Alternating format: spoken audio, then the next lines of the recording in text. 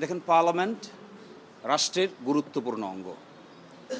নির্বাচিত প্রতিনিধিদের সংবিধানের সীমার মধ্য থেকে আইন এক্সারসাইজ করার বিধান রয়েছে আর্টিকেল 93-তে এস পার অর্ডিন্যান্স। অলসো আর্টিকেল 65 অনুযায়ী parliament is one of the constitutional organ যারা নাকি এই কাজ করতে পারেন। কিন্তু পার্লামেন্টে পাশ করা যে কোনো আইনই পরবর্তীতে বিচার বিভাগ কর্তৃক রিভিউ করার সুযোগ থাকে। আমরা এখন গভর্নমেন্টকে বলছি, please do not take any unreasonable, unconstitutional, anti-reform project.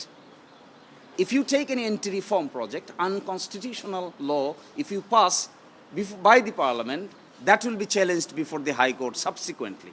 But however, majority যদি কারো থাকে, তারা যদি যুক্তির চাইতে অহংকার আর শক্তি প্রদর্শন করেন, এটা শেষ পর্যন্ত জাতিগতভাবে ভালো কোনো রেজাল্ট দেয় না। এটার প্রমাণ আমরা সকলে। অপটিক্যাল ব্রাইটেনার, কালার গার্ড এবং জার্ড লক সমৃদ্ধ অ্যাডভান্স ফর্মুলায় এলো নতুন রে ডিটারজেন্ট পাউডার। আগের যে সমস্ত অর্ডিন্যান্সেস পাস করা হয়েছে, আপনাদের যদি স্মরণ থাকে সেই দিনগুলো স্মরণ করলেই দেখতে পাবেন, ল মিনিস্ট্রি প্রতিটা অর্ডিন্যান্স পাস করার আগে ওয়ার্কশপ ডাকত। তৎকালীন দিনের অ্যাটর্নি জেনারেল, তৎকালীন দিনের যারা আইনজীবী ছিলেন, তৎকালীন দিকে যারা বিভিন্ন স্টেক হোল্ডার ছিলেন, সকলের সঙ্গে মতামত নিয়ে রিফর্ম এজেন্ডাগুলো ঠিক করে বাস্তবায়ন করার চেষ্টা করা হয়েছে।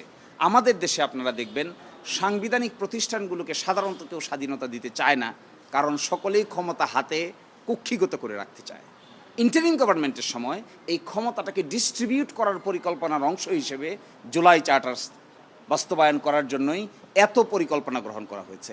আবার যদি সেই ক্ষমতা কুক্ষিগত হয়ে এক ব্যক্তির হাতে কেন্দ্রীভূত হয়, তাহলে তো ঘুরে ফিরে সাংবিধানিকভাবে আরেকটা ডিকটেটোরিয়াল টেন্ডেন্সি ক্রিয়েট হবে। ফর এক্সাম্পল দেখেন, দুইবারের বেশি একজন ভদ্রলোক প্রাইম মিনিস্টার হতে পারবেন না। রাষ্ট্রপতি এবং প্রধানমন্ত্রীর মধ্যে ক্ষমতার ভারসাম্য থাকবে। সাংবিধানিক প্রতিষ্ঠানগুলোকে সার্চ কমিটির মাধ্যমে গঠন করে নিয়োগ দেওয়া হবে। যাকে ইচ্ছে তাকে হায়ার করা, যাকে ইচ্ছে তাকে ফায়ার করা যাবে না। এগুলোর পারপাস কি?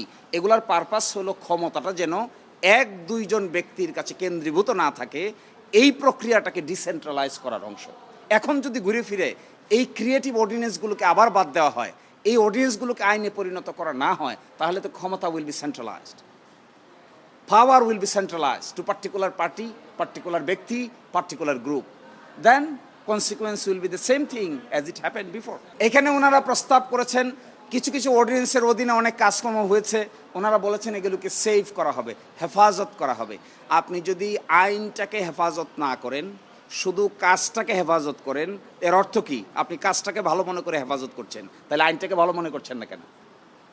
ইফ ইউ ডু হেফাজত, আপনি যদি হেফাজত করেন কোনো আইনের অধীনে গৃহীত কর্মকাণ্ড, মানে কি? দ্যাট কর্মকাণ্ড ওয়াজ গুড কর্মকাণ্ড। কিন্তু আপনি আইনটাকে স্ক্র্যাচ করে দিচ্ছেন, কাজটাকে হেফাজত করছেন। ফর এক্সাম্পল, হাইকোর্ট ডিভিশনে বিচারক নিয়োগ হয়েছে এই অধ্যাদেশ অনুযায়ী। এই অধ্যাদেশটি যদি বাদ করে দেন, তাহলে এই বিচারকদের কি হবে? তখন তারা বলছেন এই বিচারকদেরকে আমরা এখানে হেফাজত করব, আর বাকি পরবর্তীতে যারা আসবে তাদেরকে আর হেফাজত করতে হবে না, তারা হেফাজতের বাইরে চলে যাবে। এই জন্য if you recognise a system good, if you save the activity of a particular system, you have to save at the same time the provision of law at the same time. আপনি আইনকে scratch করে দিয়ে কাজটাকে বাস্তবায়ন করবেন, তাহলে পরবর্তীতে এই কাজটা কি করে হবে? পরবর্তীতে আবার তো হাইকোর্টে বিচারক নিয়োগ দেওয়ার প্রশ্ন আসবে, অল্প দিনের মধ্যে আসবে।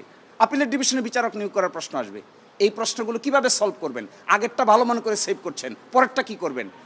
আগের মতোই করবেন, গোপনে গোপনে টেবিলের নিচ দেয়া, অমুকরে পছন্দ, তমুকরে অপছন্দ, অমুক আমার দলের লোক, তমুক আমার দলের লোক, এইভাবে বিচারক নিয়োগ করার জন্য আবার সেই রাস্তা ওপেন করছেন। This is a bad intention, nobody should do this. আপনারাও এই সমস্ত ব্যাপারে প্রশ্ন রেজ করা দরকার।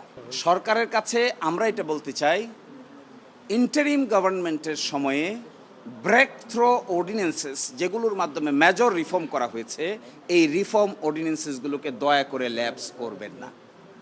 দয়া করে এই অর্ডিন্যান্সেসগুলো, বিশেষ করে গুম প্রতিরোধ প্রতিকার অর্ডিন্যান্স, মানবাধিকার কমিশন অর্ডিন্যান্স, বিচার বিভাগীয় সচিবালয়কে পৃথক করার অর্ডিন্যান্স, বিচারক নিয়োগ দেওয়ার অর্ডিন্যান্স, গণভোট অর্ডিন্যান্স এবং ব্যাংক রেজলিউশন অর্ডিন্যান্স, এই অর্ডিন্যান্সগুলোকে যদি, দুর্নীতি দমন কমিশন অর্ডিন্যান্স, এই অর্ডিন্যান্সগুলোকে যদি আপনারা কোনো কারণে বাতিল করেন, তাহলে রিফর্ম আকারে রাষ্ট্রকে হাজির করার যে স্বপ্ন তৈরি হয়েছিল এটাকে কিল হয়ে যাবে। People will be frustrated, people will see no hope. We need hope. আমাদের তো আশা দরকার, আমাদের প্রত্যাশা দরকার, আমাদের হতাশ হওয়ার আর কোনো দরকার নেই। হাইকোর্টের সুনির্দিষ্ট কোনো অন্তর্বর্তীকালীন আদেশ নাই, যা আছে এটি একটা রুল। বলা হয়ে থাকে পার্লামেন্ট অতীতেও অনেক কিছুকে ইন্ডিপেন্ডেন্ট সিদ্ধান্ত নিয়েছে। দুই ধরনের জুরিসপ্রুডেন্স আছে। কেউ কেউ বলেছেন যে কোর্টে যদি কোনো কিছু পেন্ডিং থাকে তাহলে আদালত এটার প্রতি রেসপেক্ট প্রদর্শন, পার্লামেন্ট এটাকে রেসপেক্ট প্রদর্শন করবেন। আবার উল্টাও আছে, parliament as an independent organ, they can take their decision independently no matter who is doing what. এই দুই থিওরির মধ্যে আমাদের সুপ্রিম কোর্টের জাজমেন্টে দুই আলোচনায় আছে।